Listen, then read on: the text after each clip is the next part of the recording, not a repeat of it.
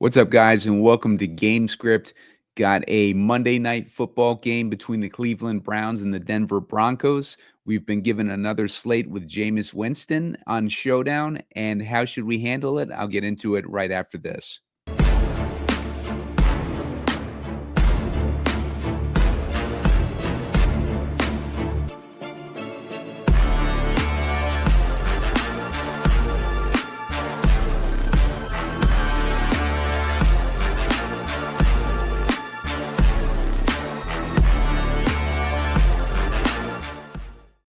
What's up, guys? Simon Edwards at PumaCom here with Heat Seekers Sports, and you're watching GameScript. Going to be breaking down the Cleveland Browns versus the Denver Broncos. We got a 38.5-point total with Cleveland as 5.5-point dogs in this one. And it's a game where both these teams, have been playing pretty good recently since Jameis Winston has been taking over the team. The Browns have been pretty decent, actually. And on top of that, Denver is making a nice little run for the playoffs themselves. If the Chiefs hadn't been getting so lucky with some of these wins recently, the Broncos would have a legitimate shot of maybe winning that division. But at the very least, they have Bo Nix in contention for Rookie of the Year. I'm going to be breaking down this game for DraftKings Showdown, build a player pool, and build some lineups on the show. Before I get into that, make sure to hit that like button. Give me the 30 likes, and I'll put my favorite plays in the comments section. And make sure to hit the subscribe button. You're going to want to hit subscribe for when future videos come out. I'm looking for 1,300 subscribers. I was hoping to get that by the end of week 13, which is, basically after this game. So I need about little under 50 to get there. So I appreciate the help there. And let's break into this. Let's break down this game here. So it's going to be an interesting game. A 38.5-point total. It seems a little bit low to me. I know the defenses are strong, at least on the Denver side, but they've also, we're featuring two quarterbacks that are kind of on upswings right now. Jameis Winston, he's not afraid to throw it against anybody. I was reading Evan Silva's article. Evan Silva mentioned that the Broncos blitz at a heavy rate, and Jameis Winston has had some success against the blitz. So, it's nothing really to fear for Jameis Winston if you want to put him in your lineups or start a Browns heavy lineup. But I think we're going to have to, see how ownership shakes out, whether or not it's worth it to take a risk like that. If you've watched this show, I've been a fan of Jameis Winston since he started to, pick up these starts for the Browns. Last Showdown slate, I was recommending to go, heavy on the Browns side. They ended up pulling off upset in the snow, and now we got them against Denver. Denver's a tougher defense than what they faced in their last game against. Well, I guess it's about the same level against Pittsburgh.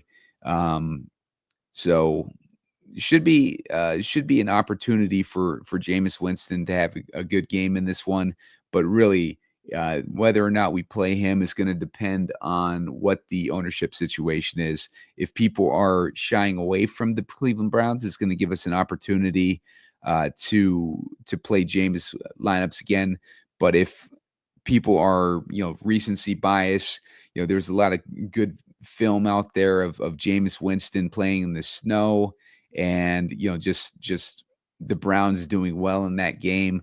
I wouldn't be surprised if that pushes a little bit heavier ownership on the Browns on this game. But if that's the case, then maybe we can go a little bit heavier on the Broncos side, since they are 5.5-point favorites in this one and they're playing at home. So let's break this one down. Winston, he's hit or miss basically. 27 DraftKings points, 13, 29, and 15. I could see him going in that 13 range in this game.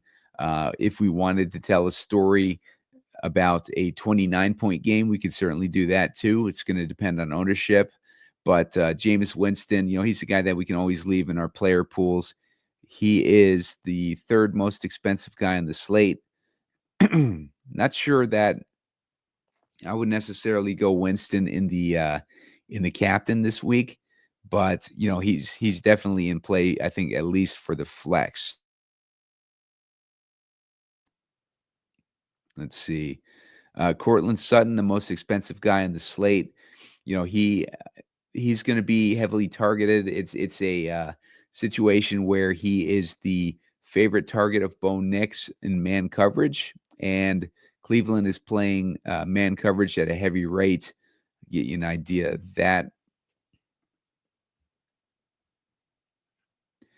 Cleveland is playing man coverage at a number 4 rate in the NFL, so that is going to set up Courtland Sutton to get a lot of opportunity. Sutton has been getting a 26.9% target share when facing man coverage, so that's going to set him up nicely. And on top of that, Bo Nix, playing really well recently. It's just setting up for a decent game for Courtland Sutton. On top of that, the Browns have been giving up 22.8 DraftKings points a game to wideouts. They've been giving up 16.8 DraftKings points a game to the quarterback position. From the Winston perspective, Broncos have been giving up 13.8 DraftKings points a game to the quarterback position. But, when you got a guy like Winston who's, like pretty fearless with throwing the ball, maybe there's some opportunity to connect on some bombs. Bo Nix has made a name for himself as a rookie of the year contender. I think that Jaden Daniels, he fell off a bit, but then he has been coming alive again recently. So it's going to be a tighter race. Bo Nix isn't exactly running away with it right now, but he was getting to that point. But I think it's going to be a tight race for rookie of the year. So don't be surprised if Bo Nix is playing at his highest level in the second half of this season, or towards the back third of this season. As I mentioned, he's got that decent, middling matchup, 16.8 DraftKings points a game, but he also has that rushing upside. And the pressure that Cleveland is able to generate, they're one of the highest pressure defenses in the league, but Nix has scrambled a lot in high pressure situations, and it's going to give him an opportunity to put up some points with his legs.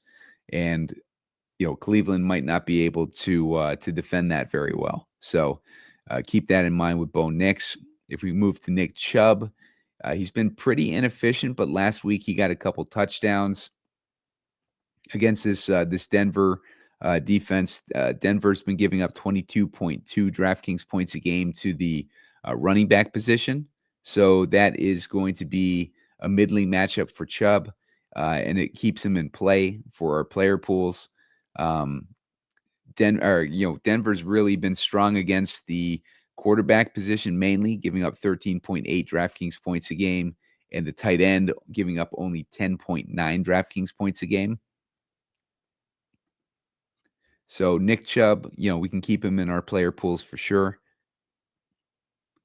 Jerry Jeudy is going to be facing his old team, and this is going to be interesting. Jameis Winston, said some favorable things about Jerry Jeudy when he first started, took over as the starter, talking about how Jerry Jeudy needs more opportunities, blah, blah, blah. And Jameis Winston, famous for getting his teammates Jamal Williams into the end zone in the last game of the Saints season last year, which ultimately was the last time we saw Arthur Smith as a head coach yelling at the head coach of the Saints for faking a victory formation with Jameis Winston, and then Winston, calling an audible and getting Jamal Williams a touchdown in that one. But a guy that plays for his teammates, and obviously Jerry Jeudy facing his old team, maybe there's something that Jerry Jeudy wants to prove to his old team, and Jameis Winston is the type of quarterback who would give him those types of opportunities with targets on top of already being the most targeted guy for Jameis Winston already. The problem with Jeudy is concerns that Jeudy might be shadowed by Surtain. Surtain has been he's been mainly focused on the. Let's see, break it down here. Surtain has mainly been, back and forth between the left and the right side of the field. Jerry Jeudy has been primarily on the right side of the field, so he's going to at least be facing Surtain for 43% of the time. But if it's a shadow situation with Cedric Tillman being out, then Surtain should be on Jerry Jeudy for a good portion of this game. Jerry Jeudy might escape him in the slot where he runs 34% of his routes, but for the most part, Jeudy should be facing Surtain, given that Cedric Tillman is going to be out in this game. So that's going to give him a tough matchup. Surtain, shut down corner, so it's going to be a difficult one for Jerry Jeudy to pull off this week.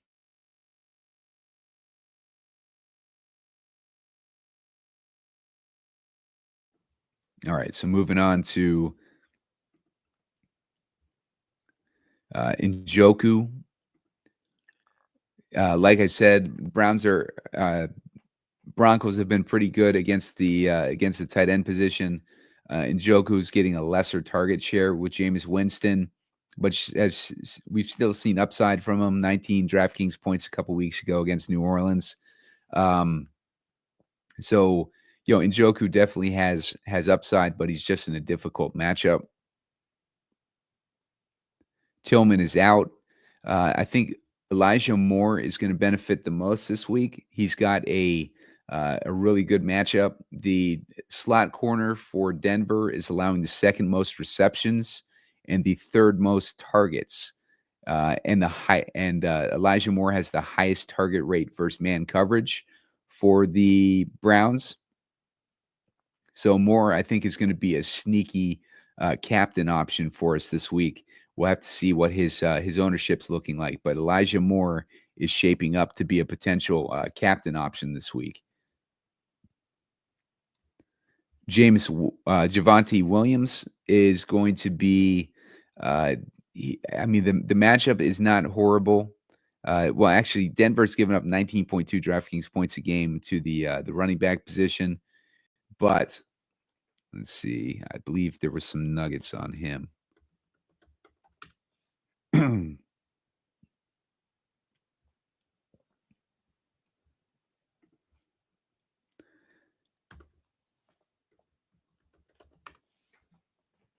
Let's see. So for the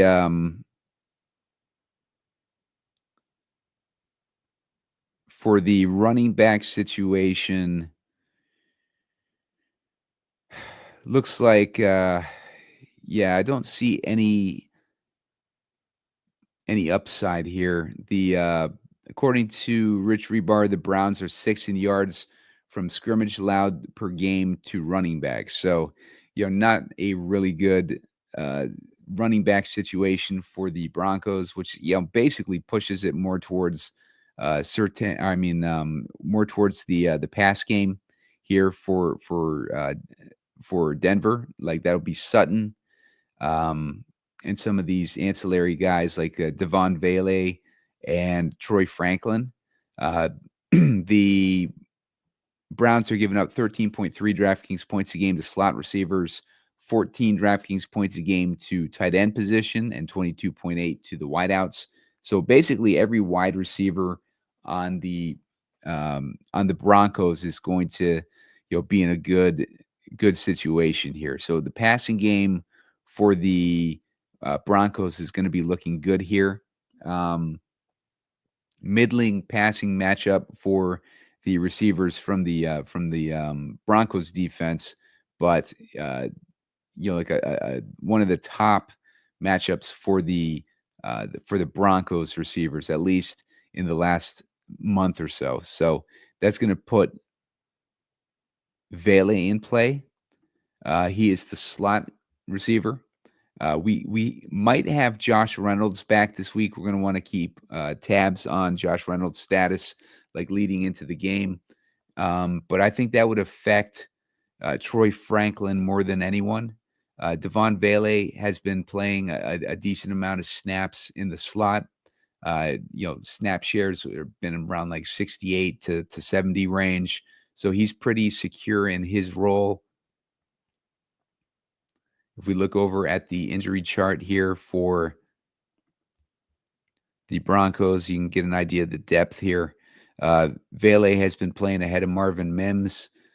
Reynolds would affect Lil Jordan Humphrey the most if Reynolds is back, at least according to this chart here. Troy Franklin has been getting about a 40% snap share recently, which is also interesting. He is getting a 31% target share versus man coverage. So that is going to make Franklin interesting this week, and he is only at 3K. So 31% target share versus man coverage for Troy Franklin when he's in the game. He's in about 40% of the time. So you can do the math there, and you can see a pretty decent target share opportunity potential for Troy Franklin in this one.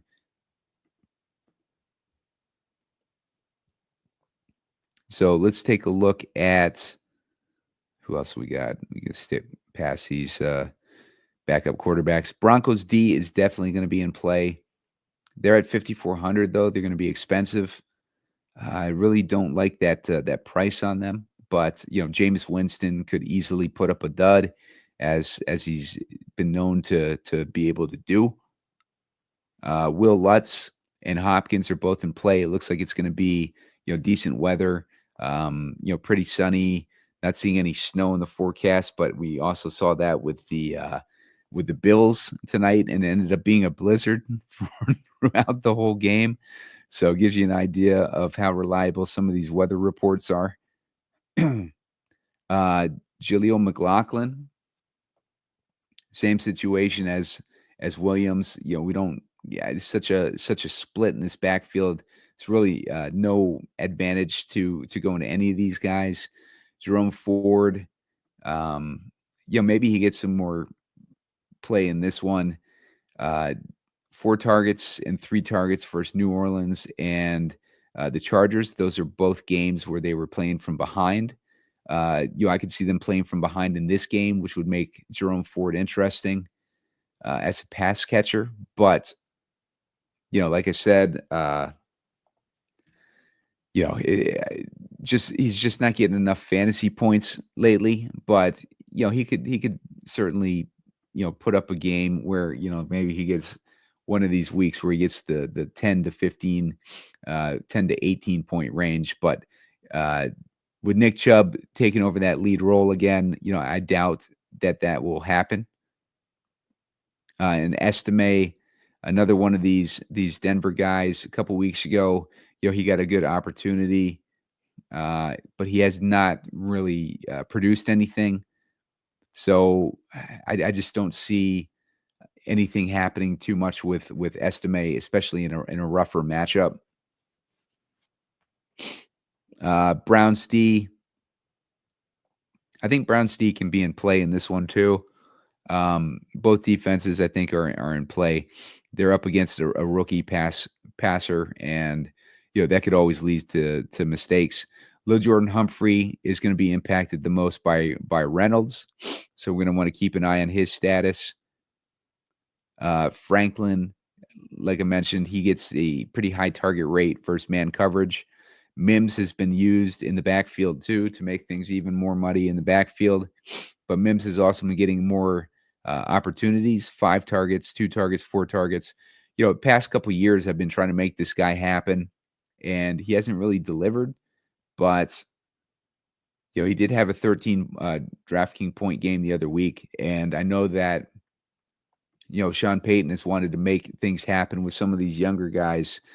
So Mims could definitely get opportunities. Akins, same situation as Njoku. Now the Denver tight end position is going to be interesting.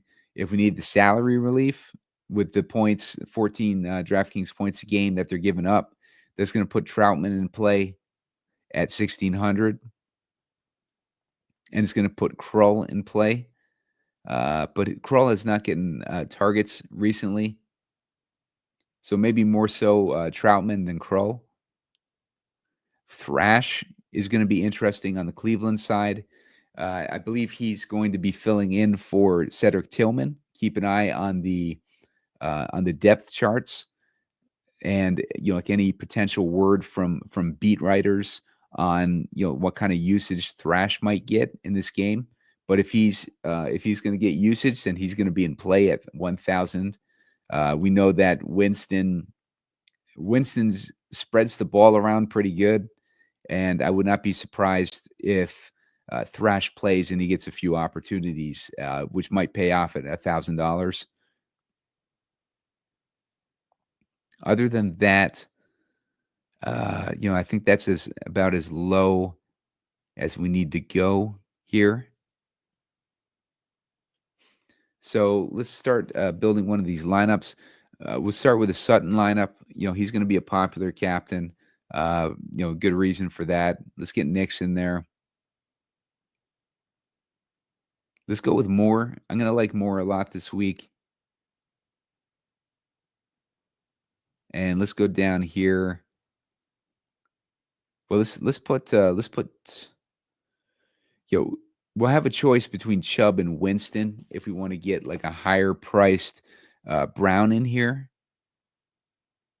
I might lean I might lean Chubb in this one just based on the matchup, but Winston's not going to be afraid to throw the ball.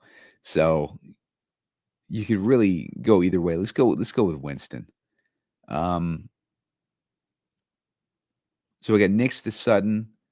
Nix does not need a second pass catcher to have upside with his legs. Winston, I think we would need a second pass catcher. So let's put Thrash in there. Let's get that salary relief so we can get up to 6,300 for our final guy. We really don't need it. So let's get the Broncos in there, and let's see what we can get for 1,900.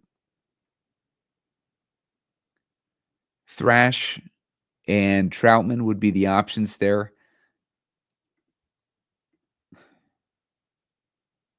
I might lean Troutman in this situation. And if we're doing that, we can go ahead and put in Chubb, because it probably means that Winston is throwing. If we're not going to get a second pass catcher in there with Winston, this is how I would break it down. If you can't get a second pass catcher with Winston, then I would go with Chubb. But if you have salary to get 2 decent pass catching options in there for Winston, then I would go with Winston. So I think this is a Chubb lineup that I would lean towards. But I think it makes a lot of sense. We got Chubb and Moore in there. We got Nix to Sutton and Troutman, and then we got the Broncos D. So it makes a lot of sense to go in this direction. Like I said, the Broncos D at 5,400 is pretty expensive.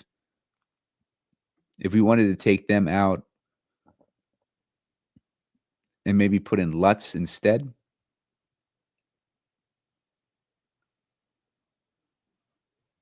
And let's get rid of Troutman for now. Let's put Winston back in there, see what 2K gets us. Yeah, same situation. So let's see who's below Lutz here. Hopkins, McLaughlin. I guess we could go with Ford in this situation. They're playing from behind. And then we could get like Mims in there or someone like that. But it gives you some options there. Let's clear this out and let's go with a Elijah Moore captain. That's going to open things up for us. Let's get Winston in there. Let's get Sutton and let's get Nix. Leaves us with 42.50 per guy.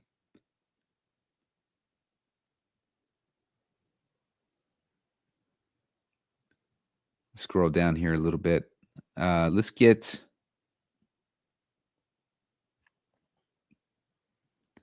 It's going to be tough to figure out, like another one of these pass catchers on the Cleveland side because Jeudy and Njoku are really the only two known entities there, and they're both expensive.